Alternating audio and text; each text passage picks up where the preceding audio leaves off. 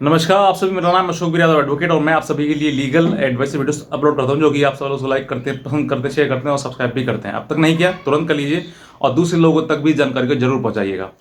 सबसे पहले आज हम बात करना चाहते हैं कि एक हमारे ही सब्सक्राइबर हैं जिन्होंने एक सवाल पूछा है कि सर अगर पुरुष आयोग अगर बनता है तो पुरुषों के लिए यानी कि पतियों के लिए क्या क्या उसमें बेनिफिट्स फायदे मिलने वाले हैं और किस तरीके से ये जो पुरुष आयोग बनेगा वो उनकी लाइफ में एक बदलाव लेकर आएगा।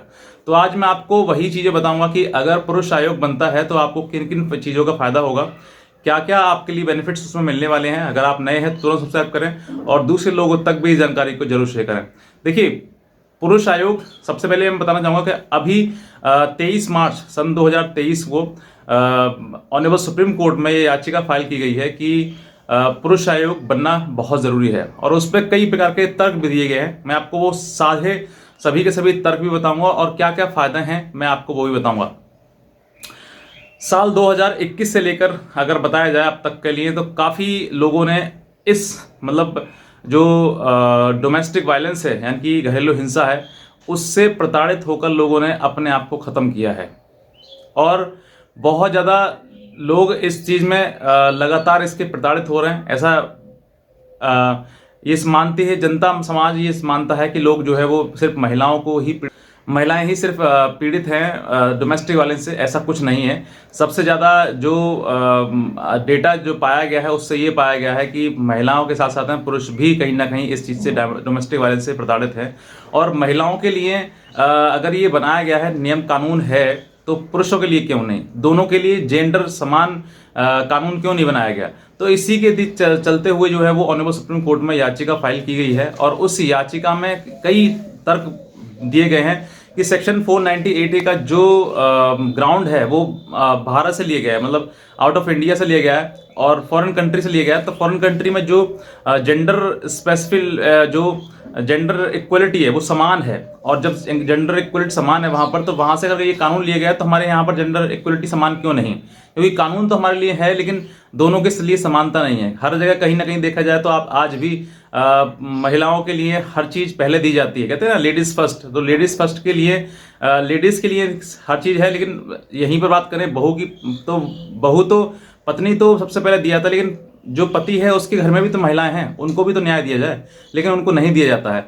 और सबसे पहले आज के समय अगर महिला किसी प्रकार से कोई भी कंप्लेंट लेकर चली जाती है तो उनकी कंप्लेंट सबसे पहले ली जाती है और सबसे पहले उस पर सुनवाई होती है। और वहीं पर अगर पुरुष भी अगर अपनी कंप्लेंट लेके जाए, अपनी शिकायत लेके जाए तो उसको नेग्लेक्ट किया जाता है और उसकी मजाक बनाई जाती है, लेकिन उसकी स्वीकार वो कंप्लेंट नहीं की जाती है। तो यही कई ऐसे बदलाव हैं जो कि अगर राष्ट्रीय पुलिस पुरुष आयोग बनता है तो पुरुष आयोग बनने के उपरांत जो आपको बहुत ज़्यादा फायदे मिलेंगे। जैसे कि आज महिलाओं के लिए डोमेस्टिक वायलेंस यानी कि घरेलू हिंसा एक केस ये एक कानून है कि अगर आप पत्नी के साथ में या कोई भी महिला है उसके साथ डोमेस्टिक वायलेंस होता है, घरेलू हिंसा होती है तो वो अपना केस रजिस्टर कर सकती है डोमेस्टिक वायलेंस एक्ट के तहत। लेकिन वहीं पर अगर यही घरेलू हिंसा किसी पति के साथ में होती है तो उसके लिए कोई कानून नहीं है, वो कहीं पर भी किसी प्रकार कोई केस दर्ज नहीं करा सकता है। ये स्पेसिफिक है, ये अन्याय है पुरुषों के लिए कि भाई हमारे लिए कानून क्यों नहीं। अगर हमारे साथ, क्योंकि ऐसा तो नहीं है कि मर्द को दर्द नहीं होता है, दर्द भी होता है, उसके साथ घरेलू हिंसा भी होती है, लेकिन कहीं ना कहीं ये कानून में बताया ही नहीं गया है कि अगर महिला के पुरुष के साथ में अगर कहीं पर घरेलू हिंसा होती है तो वो कहाँ दर्ज कराए केस, तो उसके लिए कोई कानून नहीं बनाया गया। तो अगर यही राष्ट्रीय अगर पुरुष आयोग बनता है तो आपके लिए कानून बनाया जाएगा।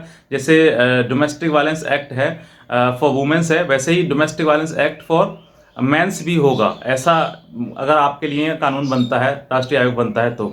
दूसरा सेक्शन 498 है, किसी पत्नी के द्वारा अगर कोई डोमेस्टिक मतलब पति के द्वारा पत्नी पर कोई भी किसी प्रकार की क्रूरता होती है, पति के रिश्तेदारों के द्वारा कोई क्रूरता होती है तो पत्नी जो सेक्शन 498 में केस दर्ज करा सकती है। लेकिन वहीं पर अगर यही क्रूरता पति के ससुराल वालों के साथ में हो, पति के ससुराल वाले उससे किसी प्रकार की डिमांड करें, जबरदस्ती करें या किसी प्रकार का कोई दबाव डालें तो वो उसके पास कोई अधिकार नहीं है कि वो सेक्शन 498 जैसी कोई भी धारा में वो पति और पत्नी के खिलाफ वो केस दर्ज कर सकते हैं। ऐसी कोई धारा नहीं बनाई गई है कानून में जिससे कि पति जो है इनमें किसी मतलब क्रूरता उसके ऊपर हो रही है तो उसकी चीज़ को लेकर वो FIR दर्ज करा सके। तो ये बिल्कुल जो कानून है वो बिल्कुल जेंडर स्पेसिफिक ये है कि महिलाओं के लिए ही है। आज कोई भी महिला अगर थाने में चली जाती है कि साथ मेरे साथ में ये हुआ, मुझे मारा पीटा, मेरे पति ने मुझे दहेज मांगा, तो सीधे FIR दर्ज हो जाती है और उससे पूछा और उसको कहा जाता है कि बताइए, आप बैठिए आराम से और अब बताइए क्या परेशानी है। तो वो बताती है मेरे पति ने मुझे मारा। तो अच्छा, साले को बुलाते हैं अभी, तो उसको भी बुलाते हैं, उसको भी उसके साथ भी अभद्रता होती है और ज़्यादा उसको मेंटल टॉर्चर किया जाता है। लेकिन महिलाओं के लिए कुछ नहीं। वहीं पर अगर महिलाओं के साथ में कोई दिक्कत आती है, कोई परेशानी आती है, तो 1091 सीधे उनको एक हेल्पलाइन नंबर दिया गया है। 1091 पर वो फ़ोन करें और फ़ोन करने के बाद तुरंत वहाँ से महिला पुलिस आएगी उनको और पूरा प्रोटेक्शन उनको दिया जाएगा। लेकिन पुरुष के साथ में अगर डोमेस्टिक वायलेंस या कैसी भी कोई वायलेंस उनके साथ होता है तो उनके लिए कोई भी हेल्पलाइन नंबर नहीं बनाया गया है और ना ही उनको ऐसा कोई प्रोटेक्शन दिया गया है कि अगर आपके साथ कोई बुरा व्यवहार हो, गलत हो, तो आप वहाँ पर कॉल कर सकते हैं। ऐसा नहीं है, सीधे वो 100 नंबर है और 100 नंबर तो कॉमन है, सभी के लिए है। तीसरी बात, मतलब बातों में लगातार है, ये अगर कानून बनता है तो आपकी जहाँ पर आपकी अगर सुनवाई अब तक नहीं होती थाने में, तो फिर आपकी तत्काल सुनवाई होगी। और जैसे ही आप अपनी एप्लीकेशन देंगे, जिस तरीके से आज महिला को थाने में बैठाकर या किसी प्रकार से वहाँ पर तुरंत सुनवाई होती है, उसी प्रकार से फिर पुरुषों की भी सुनवाई तुरंत होगी। वहाँ पर भी आपको कोई डिले नहीं होगा। आज भटकते रहते हैं आप, उसी प्रकार से जैसे आज महिलाओं के लिए 125 CRPC है, मेंटेनेंस जैसी, DV जैसी, 498 जैसी, 354 जैसा, 376 ऐसे कई प्रकार के जो हैं कानून महिलाओं के लिए बनाए गए हैं। लेकिन पुरुषों के लिए कोई कानून ऐसा नहीं बनाया गया। तो जहाँ पर कानून नहीं बनाया गया, उन्हीं कानूनों की मांग जो पुरुष आयोग है उसमें की गई है। और जल्द से जल्द हो सकता है कि इसमें किसी प्रकार से आदेश आ जाए, मतलब ऑर्डर आ जाए ऑनरेबल सुप्रीम कोर्ट का कि इनको भी, पुरुषों की को भी इक्वल जेंडर के साथ साथ में इनको भी प्रोटेक्शन दिया जाए। तो हो सकता है कि आप सबको लेकर राहत मिल जाए। तो जैसे ही मतलब ऑनरेबल सुप्रीम कोर्ट में ये लगातार डेट्स पे डेट चल रही है, जैसे ही उसमें कोई जजमेंट आएगा तो मैं आपको जरूर इस चैनल के माध्यम से मैं आपको जरूर सूचित करूंगा। और अगर आप नए हैं तो तुरंत इस चैनल को सब्सक्राइब करिएगा और दूसरे लोगों तक भी शेयर करें जानकारी, ताकि और भी पति जो है वो निराश ना हो, उनको भी पता लग सके कि अगर पुरुष आयोग बनता है तो हमें क्या क्या फायदे मिलेंगे। बहरहाल आज के वीडियो में आपसे बहुत धन्यवाद।